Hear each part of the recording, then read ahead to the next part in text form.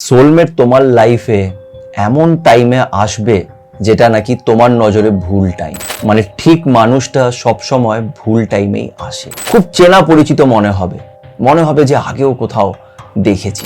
Soulmate কানেকশনে তুমি দেখবে খুব টেলিপ্যাথিক ব্যাপারটা হয়। তুমি হয়তো ওর কথা ভাবছো, হঠাৎ করে ওর ফোন চলে এলো বা ওর মেসেজ চলে এলো। তুমি চাইছো না ওর কথা ভাবতে, তুমি ওকে অ্যাভয়েড করতে চাইছো, তাও তুমি দেখছো কিছু না কিছু ভাবে ওর কথাটা তোমার মাথায় আসছে, তুমি বারবার ওর কথা ভাবছো। কেন কি ও কোথাও না কোথাও তোমার ব্যাপারে কিন্তু ভাবছে। এগুলো সবকিছুই পাস্ট কানেকশন। সোল কানেকশন তোমার পাস্ট লাইফ থেকে কিন্তু আসে। সোলমেট তোমার লাইফে আসে তোমার লাইফটাকে চেঞ্জ করার জন্য।